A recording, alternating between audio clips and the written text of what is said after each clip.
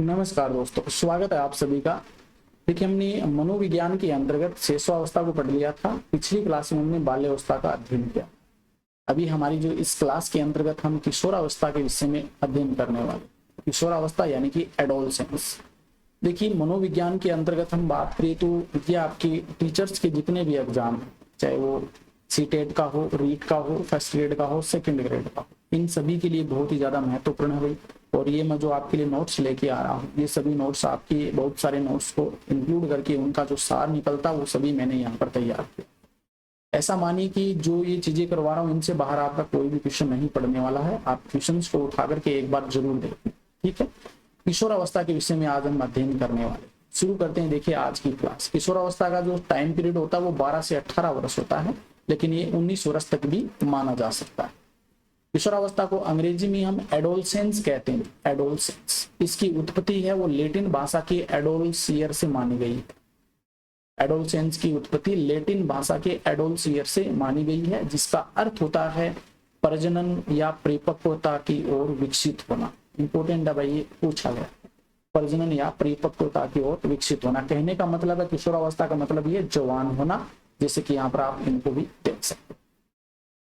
देखिए, किशोरावस्था की हम बात कर रहे हैं तो सबसे पहले एक साइंटिस्ट का नाम एक मनोवैज्ञानिक का नाम जरूर आता है, और वो है स्टैनले होल। स्टैनले होल का नाम है सबसे पहले लिया जाता है किशोरावस्था की हम जब बात करते हैं। 1904 में इन्होंने एक पुस्तक लिखी थी और उस पुस्तक का नाम था एडोलसेंस। इस एडोलसेंस के अंतर्गत इन्होंने बताया कि किशोर में जो भी परिवर्तन आते हैं या जो भी परिवर्तन दिखाई देते हैं वो सभी अचानक से दिखाई देते हैं भैया, अचानक से उत्पन्न होते हैं। किशोर में आपने देखा होगा बाल्यावस्था में उनकी हाइट भी हमें कम नजर आती है, लेकिन जैसे ही वो किशोरावस्था में प्रवेश करता है उसकी हाइट अचानक से बढ़ती हुई नजर आती है। पता नहीं चलता ये अचानक से इतना कैसे बढ़ गया। इसी कारण ही ये स्टैनले होल भी कहते हैं कि किशोर में जो परिवर्तन दिखाई देते हैं वो अचानक से आते हैं, ठीक है। और किशोरावस्था पर इन्होंने बहुत ज्यादा कार्य किया था, इसलिए किशोरावस्था का जनक है वो स्टैनले होल को कहा जाता है। ये इंपॉर्टेंट क्वेश्चन है।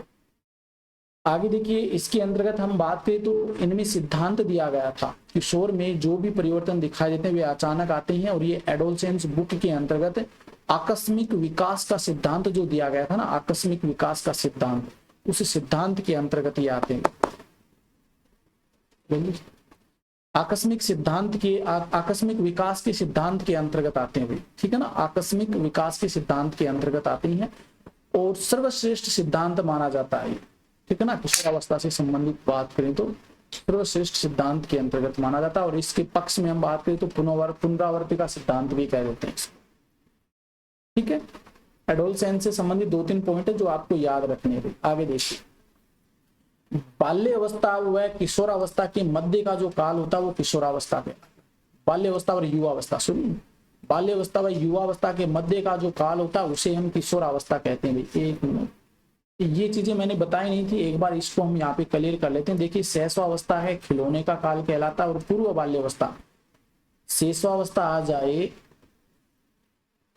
तो आपको सीधा ही कर देना है खिलौनों का काल।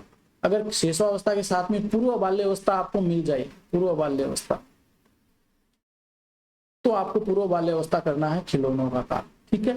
और उत्तर बाल्यावस्था होती है जिसे हम वय संधि काल भी कहते हैं भाई, ये भी याद रख लेना। मैंने बताया नहीं था आपको पीछे जब पढ़ी थी, तो उसमें यहाँ पे ये भी क्लियर कर लो। हमारे टॉपिक पर आते हैं भाई, बाल्यावस्था और युवावस्था की मध्य का काल किशोरावस्था कहलाता है। इसमें क्या क्या विशेषताएं होती है उन विशेषताओं की बात करते हैं। बहुत सारी विशेषताएं हैं, एक एक करके यहाँ पर क्लियर करते हैं भाई विशेषताएं।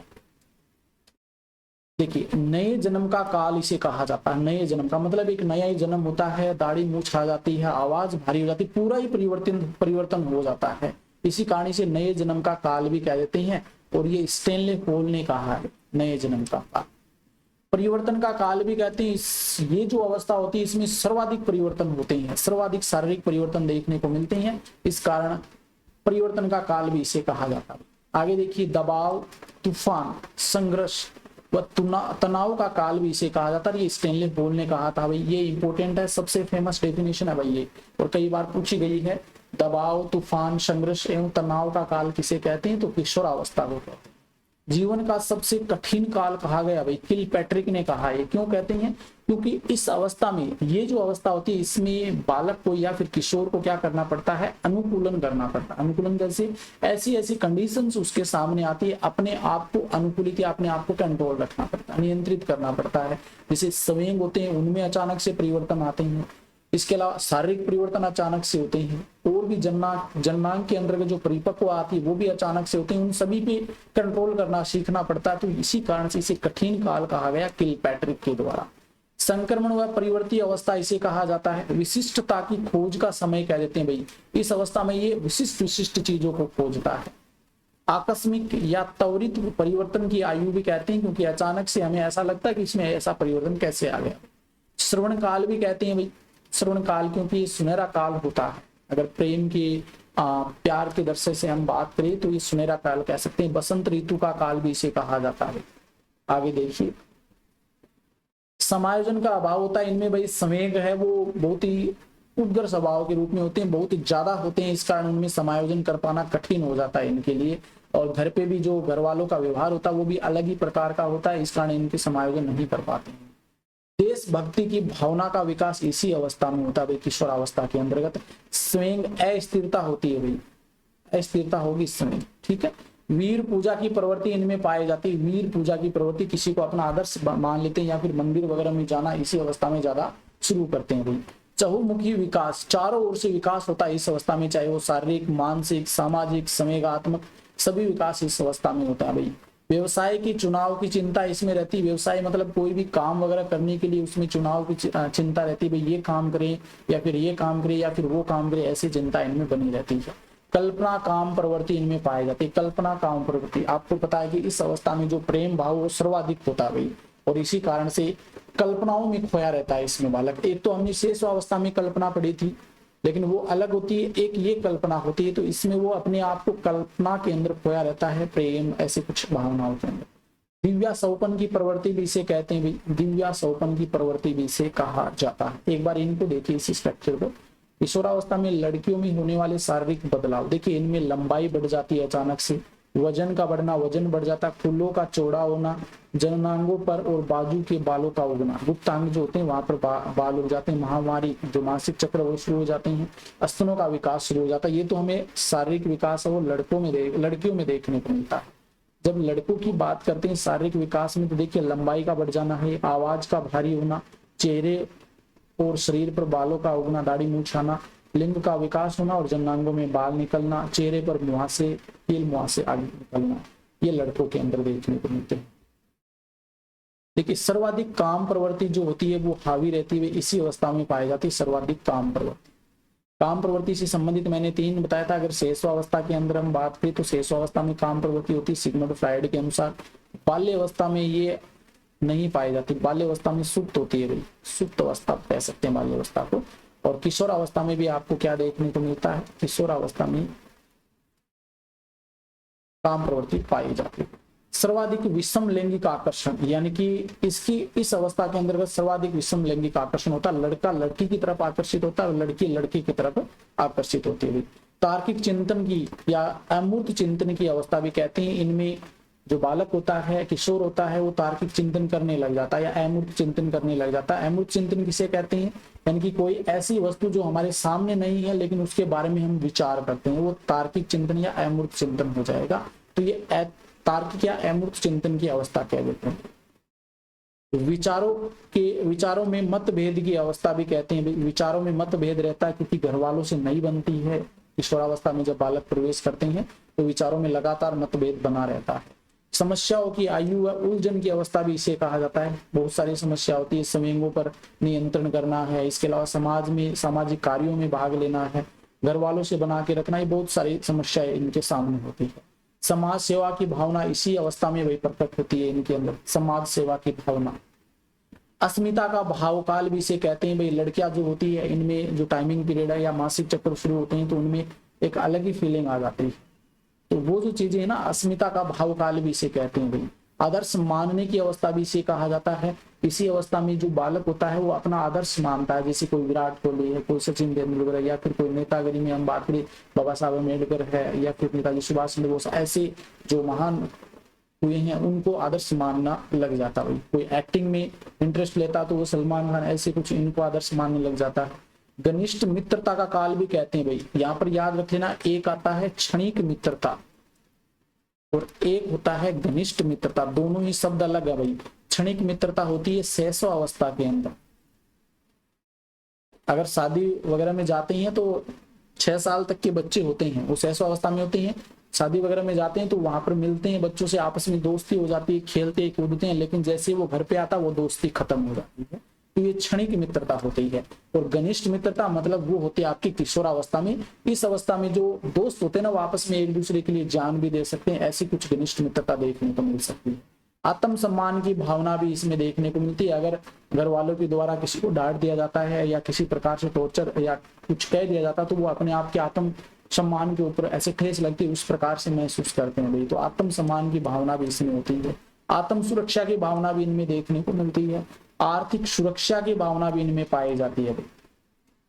परिपक्वता इनमें आ जाती है। दिखावटीपन, अपने आप को सुंदर दिखने के लिए श्रृंगार वगैरह करते हैं। इसके अलावा कपड़े सुंदर पहनते हैं, घूमते फिरते हैं। लड़कियों की तरफ लड़कियों को आकर्षित करने के लिए जो लड़के होते हैं वो सुंदर कपड़े हैं, क्रीम वगैरह ऐसे लगा के अपने आप को सुंदर दिखाने का प्रयास करते हैं, जिससे कि वो उसकी तरफ आकर्षित हो सके। सहयोग की भावना का विकास होता है भाई। समाज के जो कार्य होते हैं, शादी वगैरह जो है उनमें सहयोग की भावना, वहां पर क्या करते हैं वो सहायता करते हैं, काम वगैरह में भाग लेते हैं। स्वतंत्रता का भाव इनमें होता है, अपने आप को वो स्वतंत्र मानने लग जाते हैं।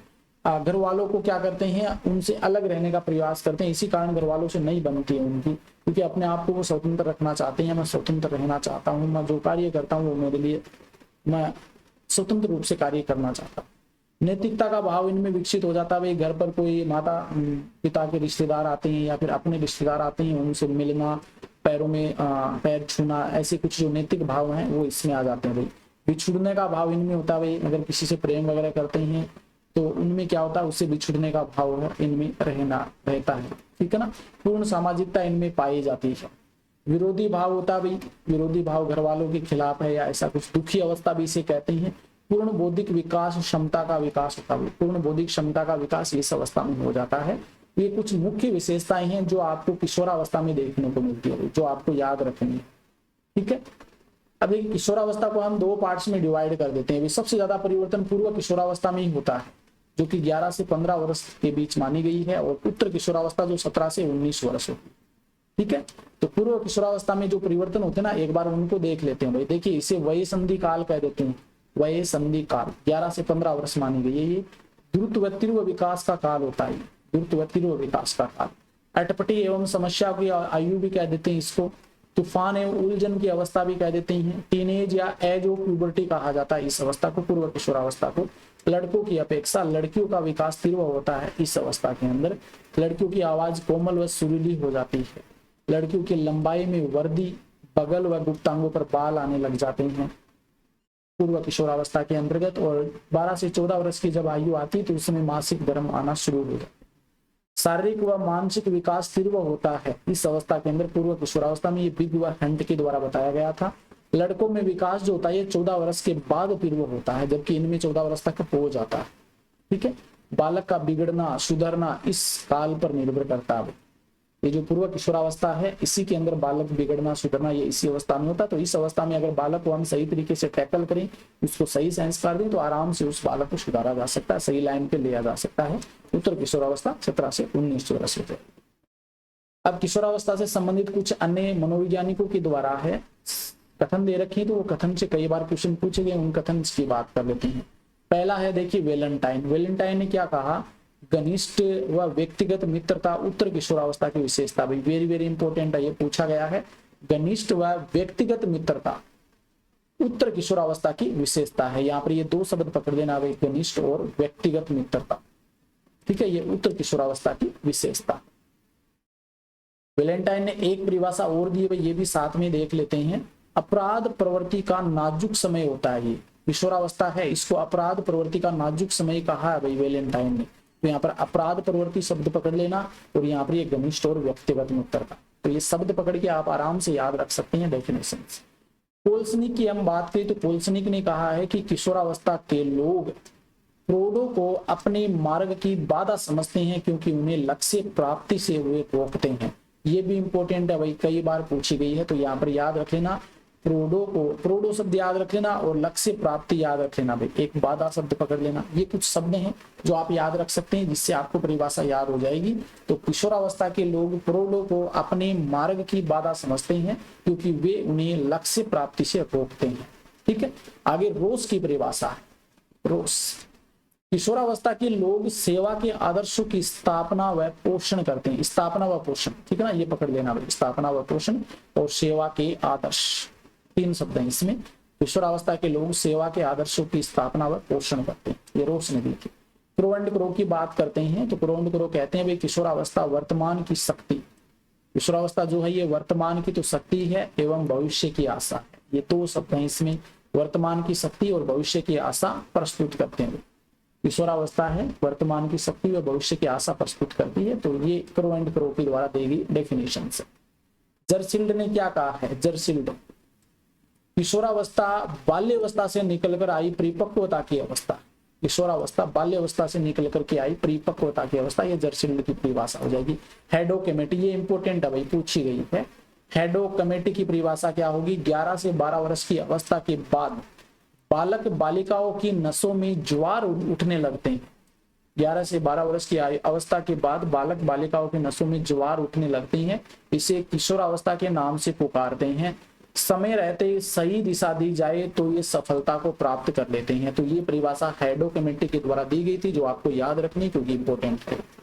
जोन्स कहते हैं भाई किशोरावस्था शेषवावस्था की पुनरावृत्ति, किशोरावस्था ये शेषवावस्था की पुनरावृत्ति है, ये जोन्स के द्वारा कहा गया। आगे देखिए, तो ये मुख्य कथन हो गए जहां से क्वेश्चन बन सकते हैं भाई। वय संधि में शारीरिक वृद्धि की गति एक बार पुनः तीव्र हो जाती है। वय संधि का जो उत्तर किशोरा पूर्व बाल्यावस्था जिसे हम कहते हैं, तो वय संधि के शारीरिक वृद्धि की गति एक बार पुनः तीव्र हो जाती है और इसलिए इस अवस्था को क्या कहते हैं, प्यूबर्टी ग्रोथ ऑफ स्पूट कहा जाता है। ठीक है, आगे किशोरावस्था में जो विकास है इससे संबंधित दो सिद्धांत आते हैं भाई। एक तो अकस्मात परिवर्तन का सिद्धांत जो कि स्टैनले होल ने दिया था, और इसमें ये कहते हैं भाई किशोरावस्था में जो भी परिवर्तन होते हैं वो अकस्मात होते हैं। किशोरावस्था में जो भी परिवर्तन होते हैं वो अकस्मात होते हैं।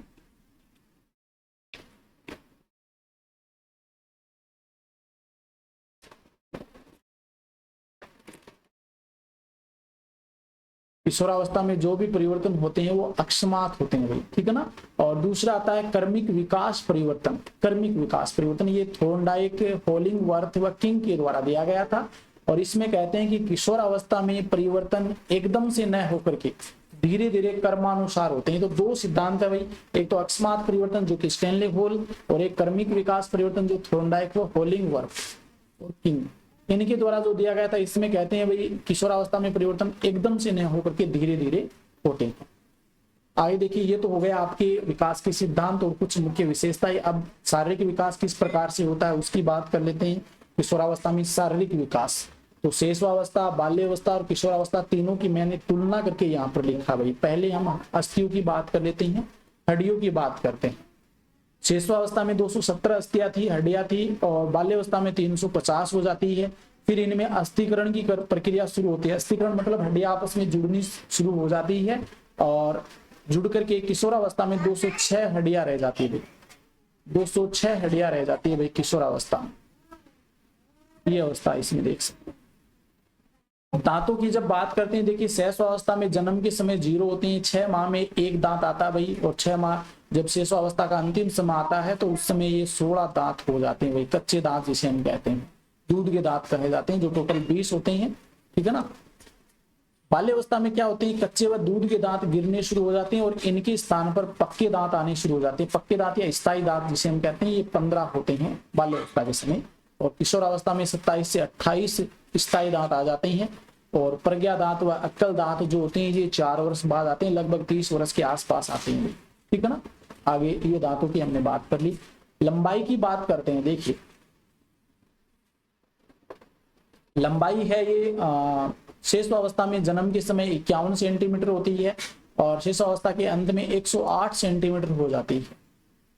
यानी कि इसमें लड़कियों की तुलना में लड़के बड़े होते हैं। जब बाल्यावस्था आती है बाल्यावस्था के आरंभ में 108 सेंटीमीटर इनकी लंबाई होती है और बाल्यावस्था के अंत में जो बालक होता है ये 138.3 सेंटीमीटर का हो जाता है लगभग, और बालिका 139.2 सेंटीमीटर हो जाती है। यहाँ पर लड़कियां बड़ी होती है वो बाल्यावस्था में लंबाई में। किशोरावस्था की बात करें तो किशोरावस्था के आरंभ में बालक 138.3 सेंटीमीटर, बालिका 139.2 सेंटीमीटर, यानी कि बालिका बड़ी है। लेकिन जब किशोरावस्था के अंत में हम बात करें तो किशोर जो होते हैं, लड़के जो होते हैं, ये 161.8 सेंटीमीटर लगभग इनकी लंबाई हो जाती है, और जबकि लड़कियों या किशोरी की जब बात करते हैं तो इनकी 151.6 सेंटीमीटर हो जाती है, यानी कि लड़कियां यहाँ पर हाइट में छोटी होती है, बाल्यावस्था में बड़ी होती है। तो ये लंबाई की बात हो गई। अब हृदय की धड़कन की बात करते हैं, हार्ट की धड़कन। तो हृदय की धड़कन शेषवावस्था में 140 पर मिनट होती है, बाल्यावस्था में 100 पर मिनट होती है, और शेष किशोरावस्था की बात करें तो ये 72 पर मिनट हो जाती है। ठीक है, आगे देखिए। शेषवावस्था में बालक बालिकाओं से आधा सेंटीमीटर बड़े होते हैं शेषवावस्था के अंतर्गत। बाल्यावस्था में बालिकाएं बालकों से बड़ी हो जाती है, और फिर शेष किशोरावस्था में पुनः बालक बालिकाओं से बड़ी हो जाती हैं। तो शेषावस्था में बालक बड़े होते हैं बालिकाओं से, बाल्यावस्था में बालक छोटे हो जाते हैं जबकि बालिका बड़ी होती है, और जब किशोरावस्था आती है तो उसमें वापस बालक बड़े हो जाते हैं। हाइट के अंदर हम बात करते हैं। अब वजन की बात करते, देखिए किशोर का जो वजन होता है लगभग किशोर का वजन 47.3 kg होता है, और किशोरी का वजन 43.2 kg। ओके, 15 वर्ष तक लड़कियों का भार जो होता है ना ये अधिक होता है 15 वर्ष तक, और 15 वर्ष के बाद में लड़कों का भार अधिक हो जाता है। ओके, लड़कियां जो होती है 16 वर्ष तक बढ़ती है, लड़कियां 16 वर्ष तक ही बढ़ती है, जबकि लड़के 18 वर्ष तक बढ़ते हैं। ये भी याद रख लेना भाई, लड़कियों में अक्ल दाढ़ पहले आती है जबकि लड़कों में बाद में आती, तभी तो कहते हैं लड़कियां समझदार हो जाती है, तभी लड़कियों की शादी है वो 18 की उम्र में ही कर दी जाती है, जबकि लड़कों की 21 वर्ष के बाद। सिर व मस्तिष्क इनका पूर्ण विकास हो जाता है भाई किशोरावस्था के अंतर्गत, और यहाँ पर मस्तिष्क का जो भार होता है ये 1350-1400 ग्राम होता है, 1350 से 1400 ग्राम मस्तिष्क का भार होता है। किशोरावस्था में जनन अंगों का पूर्ण विकास हो जाता है। थायराइड ग्रंथि की सक्रियता के कारण किशोर जो होते हैं इनकी आवाज कर्कश व मोटी हो जाती है, जबकि किशोरी की आवाज जो होती है मधुर व कोमल हो जाती है थायराइड ग्रंथि की सक्रियता के कारण। आगे देखिए 11 से 12 वर्ष, दो भागों में बांट दिया हमने, एक तो 11 से 12 वर्ष, एक 12 से 13 वर्ष के बाद। 11 से 12 वर्ष जो होता है इसमें किशोर के शरीर की लंबाई अकस्मात बढ़ने लगती है। ठीक है, आवाज भारी हो जाती है भाई, दाढ़ी मूछ आना शुरू हो जाता है, शारीरिक अंगों में कठोरता आने लग जाती है। ठीक है, ये हम किसकी बात कर रहे हैं, लड़के की या किशोर की बात कर रहे हैं। अब 12 से 13 वर्ष के बाद किशोरी की लंबाई है वो स्थिर हो जाती है, शारीरिक विकास, कोमलता, आवाज में मधुरता, मासिक धर्म की शुरुआत, ये गुण हमें ये लक्षण हमें देखने को मिलते हैं। ठीक है ना। और किशोर की हम बात करें तो किशोर किशोरी दोनों में ही लैंगिक अंगों का पूर्ण विकास हो जाता है 12 से 13 वर्ष की आयु की जब हम बात करते हैं। ये कुछ इंपॉर्टेंट विशेषताएं हैं जो आपको याद रखनी है, ये हमारा शारीरिक विकास कंप्लीट होता है। अब बात करते हैं मानसिक विकास की। मानसिक विकास की बात करते हैं, स्मृति का तीव्र विकास होता है, शब्दों के भंडार में वृद्धि होती है इस अवस्था में। स्मृति का तीव्र विकास होता है, शब्दों के भंडार में वृद्धि होती है, कल्पना शक्ति बहुत अधिक होती है। किशोर दिव्या सपनों में खोए रहते हैं, मतलब सपनों में खोए रहते हैं, अपनी प्रेमिका के साथ में बहुत लंबे लंबे सपने देखते हैं, बच्चे होने तक वो सपने देख लेते हैं, अपने बच्चों तक के नाम तक वो सोच लेते हैं सपनों के अंदर। तो किशोर जो होते हैं दिव्या सपनों में खोए रहते हैं। अवधान की क्षमता में वृद्धि होती है, ध्यान लगाने का, ध्यान केंद्रित करने की क्षमता में वृद्धि होती है। तर्क व निर्णय की शक्ति में विकास होता है, तर्क व निर्णय शक्ति में वृद्धि होती है। रुचियों का विकास हो जाता है, रुचि लेने लग जाते हैं किशोर। मस्तिष्क की क्रियाशीलता तीव्र होती है इस अवस्था में, मस्तिष्क की क्रियाशीलता। देखिए कुछ वैज्ञानिकों ने अलग अलग बताए, देखिए क्रो एंड क्रो की हम बात करें तो 16 वर्ष में पूर्ण मानसिक विकास होता है, क्रो एंड क्रो के। वाटसन की बात करें तो 18 वर्ष में पूर्ण मानसिक विकास होता है वाटसन के अकॉर्डिंग। जोन्स के अकॉर्डिंग हम बात करें तो 16 वर्ष में मानसिक विकास पूर्ण होता है, और स्पिरमैन कहते हैं भाई 14 से 15 वर्ष की आयु में मानसिक विकास पूर्ण हो जाता है। वुडवर्थ की बात करते हैं तो 15 से 20 वर्ष तक मानसिक विकास उच्चतम स्तर प्राप्त कर लेता। तो अलग अलग आयु के अकॉर्डिंग बताया है अलग अलग मनोवैज्ञानिकों के द्वारा कि इनका विकास इस प्रकार से होता, तो ये याद रखें। तो ये मानसिक विकास के बाद में आता है सामाजिक विकास। सामाजिक विकास में देखिए समूह का निर्माण, मतलब समूह ग्रुप बनाने लग जाते हैं किशोर जो होते हैं। तो बालक भ्रमण करने के लिए, मनोरंजन, आनंद प्राप्त करने के लिए, आनंद खुशी मस्ती करने के लिए समूह बनाने लग जाते हैं। गुणों का विकास, किशोर में नेतृत्व का गुण आ जाता है, सहयोग का गुण आ जाता है, सद्भावना आदि गुणों का विकास हो जाता है किशोर के अंदर। दबाव व संघर्ष की हम बात करें तो इसमें बालक व माता पिता के मध्य मतभेद रहता है और आपस में संघर्ष चलता रहता है, उनका लड़ाई झगड़ा चलता ही रहता है। इसके बाद में आगे देखिए भावी जीवन की चिंता। बालक व्यवसाय, शादी, धनार्जन, परीक्षा परिणाम, पारिवारिक जीवन के प्रति हमेशा चिंता प्रकट करते हैं। भाई इनमें व्यवसाय से संबंधित है, शादी है, धन अर्जन है, परीक्षा परिणाम है, पारिवारिक जीवन है, इनसे संबंधित उनमें टेंशन या चिंता रहती है। ठीक है। समूह व्यक्ति समूह के प्रति अत्यधिक निष्ठा रखते हैं। ठीक है। तो ये सामाजिक विकास हो गया। अब आता संवेगात्मक विकास। संवेगात्मक विकास में तीव्र परिवर्तन देखने को मिलते हैं। भाई चिंता तनाव के कारण किशोर क्रोधित व चिड़चिड़ा रहते हैं, यानी कि इस अवस्था में जो किशोर होते हैं वो चिड़चिड़े स्वभाव के रहते हैं, क्योंकि उनमें संवेगों का वो है उथल पुथल रहता है। संवेगों में परिपक्वता आने लग जाती है। प्रेम, दया, क्रोध, सहानुभूति आदि संवेग स्थायी रूप से प्राप्त कर लेता है। प्रेम, दया, क्रोध, सहानुभूति आदि संवेग स्थायी रूप से आ जाते हैं। इसमें संवेग की प्रबलता होने पर नियंत्रण नहीं रहता। अगर संवेग प्रबल होता है तो इन पे कोई नियंत्रण नहीं होता। ठीक है। संवेगात्मक अस्थिरता पैदा हो जाती है। संवेगात्मक अस्थिरता पैदा हो जाती है। काम भावना पुनः तीव्र हो जाती है भाई इस अवस्था के अंदर। विषम लिंगी के प्रति प्रेम का विकास हो जाता है, आकर्षण बढ़ जाता है विषम लिंगी के प्रति, यानी कि लड़कों का लड़के की तरफ और लड़कियों का लड़के की तरफ हो जाता है। किशोर में शारीरिक कमजोरी, असफलता, बीमारी, आलोचना करने वाले लोगों के कारण भय का तीव्र संवेग पैदा हो जाता है। तो ये हमारा किशोर अवस्था कंप्लीट होती है। भाई यहाँ पर संवेगात्मक विकास है, ये मैंने आपको करवा दिया है। तो इस प्रकार से हमारी जो अवस्थाएं हैं वो कंप्लीट होती है। इसमें कोई आपको समस्या नहीं होनी चाहिए। नेक्स्ट क्लास से हम जो अधिगम है वो शुरू करेंगे। भाई आज के लिए इतना ही। धन्यवाद। Thank you.